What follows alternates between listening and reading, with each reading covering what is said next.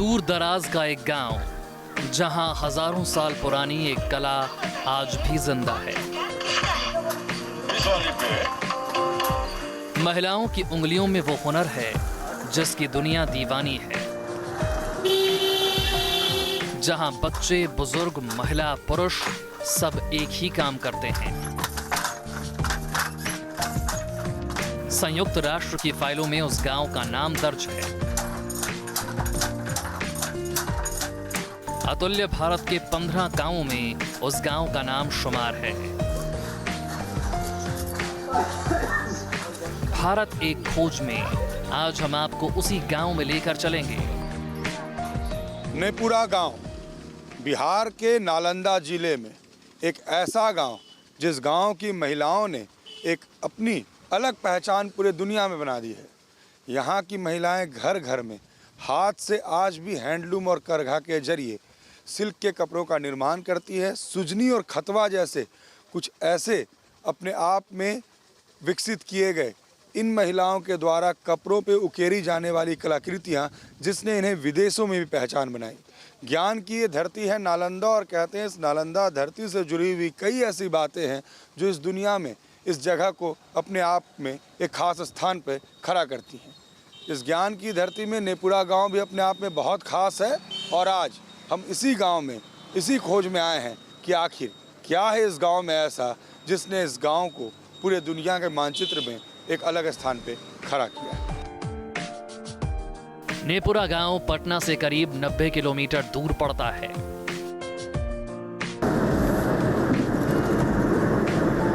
Main road से उतरकर हम नेपुरा की तरफ बढ़ रहे थे तो ये कच्ची सड़क और इसके दोनों तरफ खेत खलिहान तस्दीक कर रहे थे कि हम ग्रामीण भारत की गहराइयों में जा रहे हैं। और इस तरह हम पहुंचे नेपुरा गांव।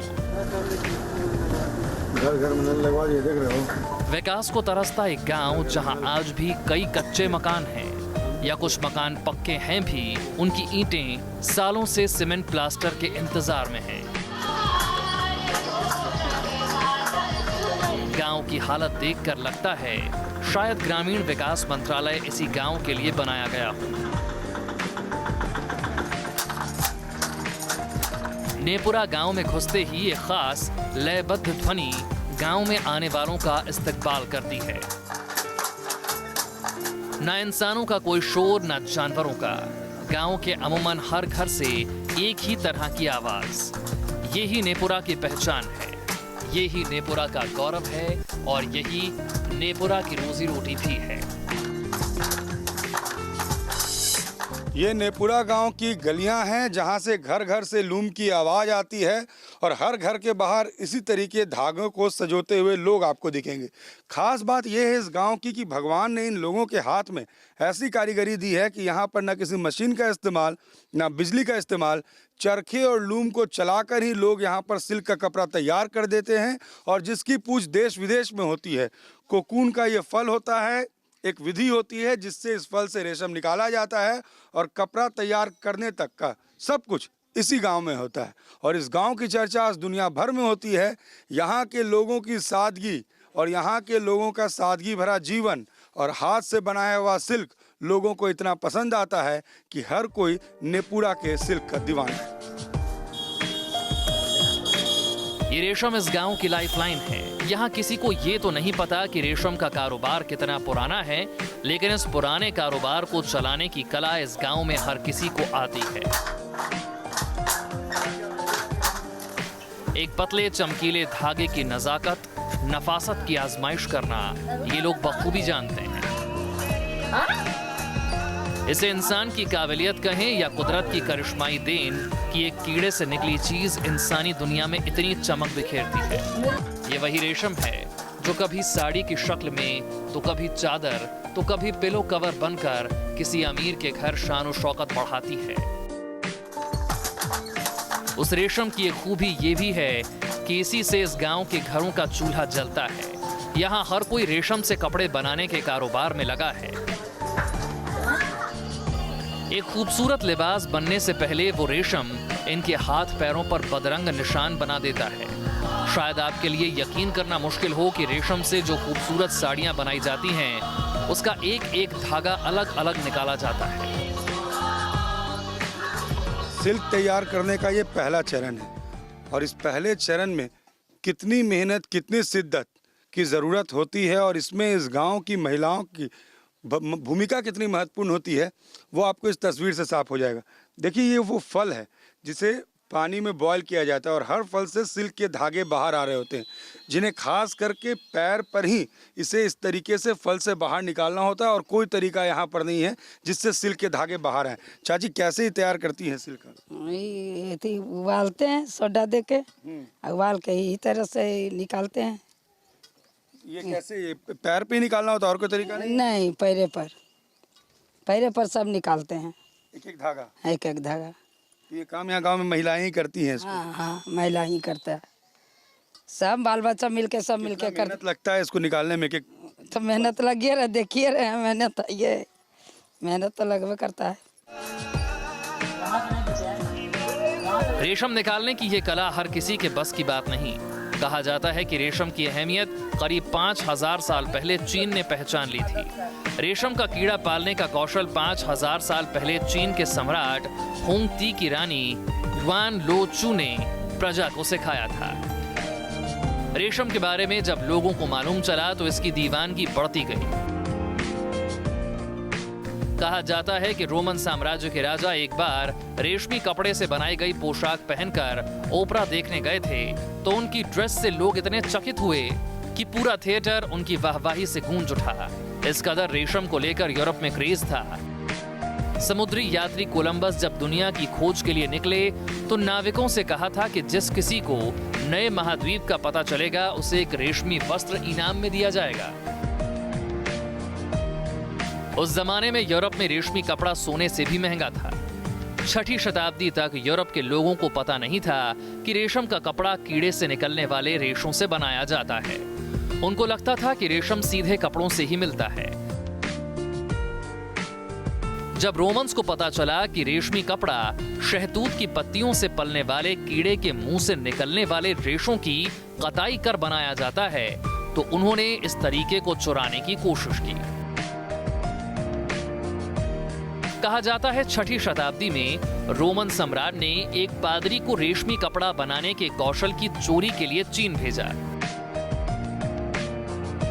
वो पादरी कुछ रेशमी कीड़ों के अंडे और शहतूत के बीज चोरी कर लौटा, लेकिन चुराए गए अंडे और बीज रास्ते में भीग गए, इसीलिए ना तो शहतूत का पेड़ उगा ना ही अंडों से लार्वा निकला।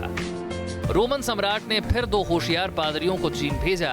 पादरियों ने शहतूत के बीज और रेशम के कीड़े के अंडे खोखली लाठी में छिपाकर वापस लाने की कोशिश की। रेशम को लेकर इस तरह की कई कहानियां सुनी सुनाई जाती हैं। हड़प्पा मोहनजोदड़ो सभ्यता में भी रेशम के इस्तेमाल के प्रमाण मिलते हैं, लेकिन तब तक पश्चिम में रेशम का कौशल नहीं पहुंच पाया था। रेशम को लेकर चीनी यात्री वेनसांग ने अपनी रचना महान तांग वंश में पश्चिम की यात्रा में जिक्र किया है। वेनसांग ने लिखा है, पश्चिम में जस्तन नाम का एक राज्य था। जस्तन चीन से रेशम का कीड़ा पालने की कला सीखना चाहता था, लेकिन चीनियों ने साफ इनकार कर दिया। रेशम का कीड़ा या शहतूत का बीज कोई चुरा कर ना ले जा पाए, इसके लिए सीमा पर पहरेदारी भी बढ़ा दी गई। इसीलिए जस्तन के राजा ने चीन की राजकुमारी से शादी की और अपने गुप्तचर भेजकर राजकुमारी के साथ शहतूत का बीज और रेशम का कीड़ा भी मंगवा लिया। रेशम को लेकर इतिहास में इस तरह के किस्से हैं। तब रेशम का कारोबार इतना ज्यादा था कि एशिया, यूरोप और अफ्रीका को जोड़ने वाला एक रेशम मार्ग या सिल्क रूट बनाया गया था।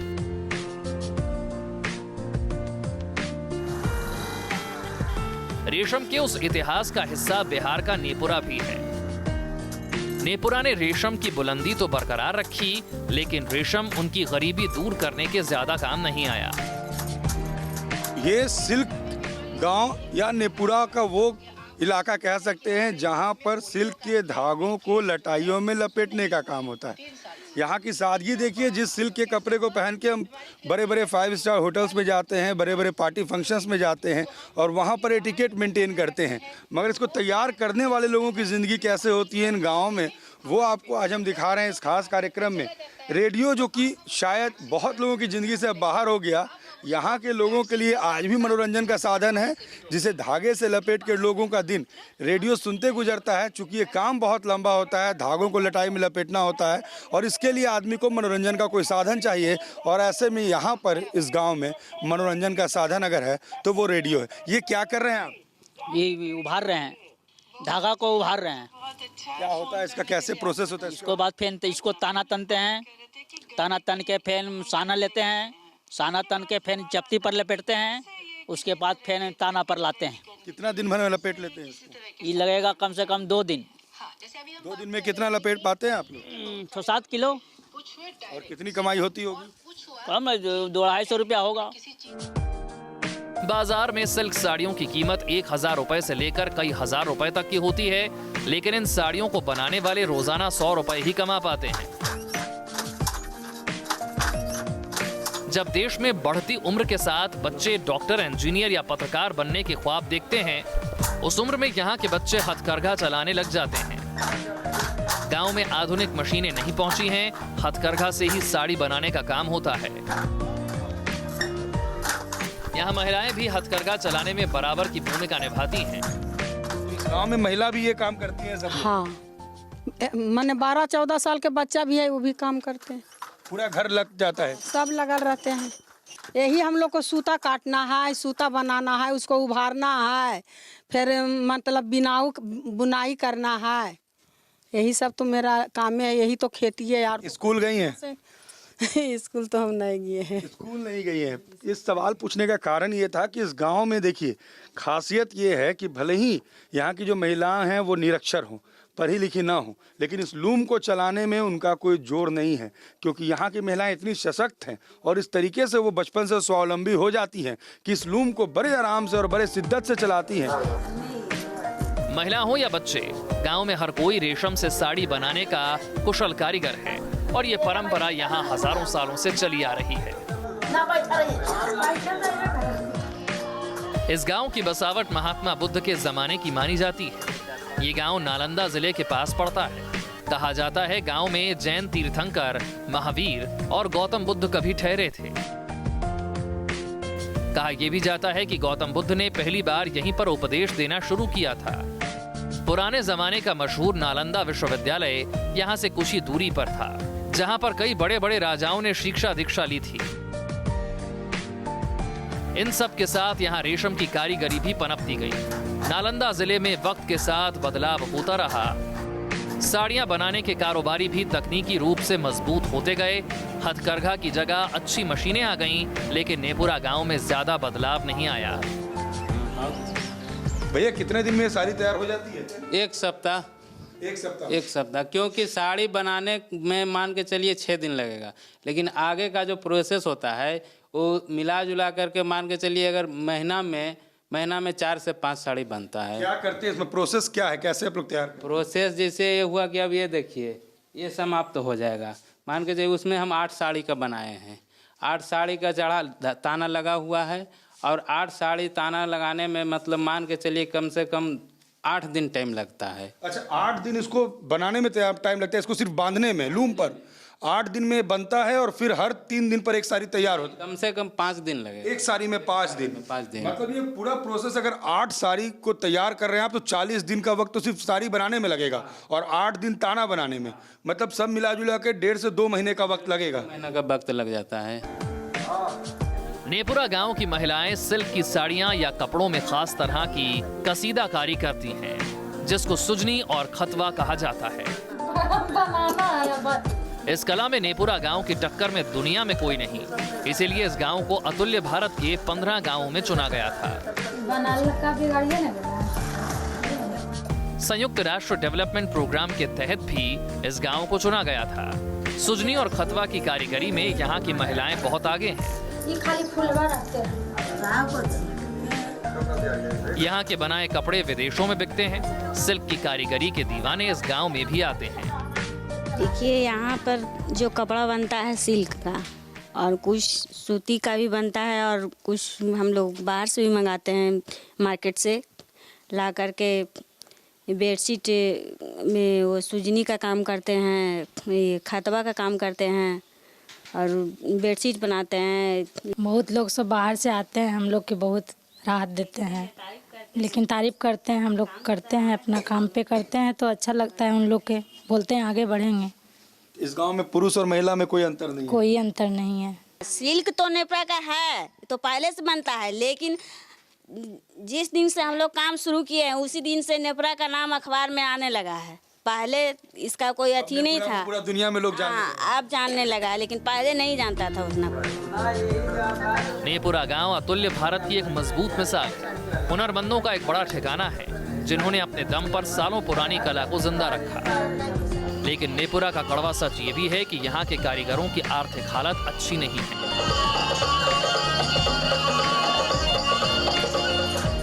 उनकी मेहनत का सही इनाम उन्हें मिल नहीं पा रहा। इस गांव की आर्थिक हालत को भी सुधारने की जरूरत है।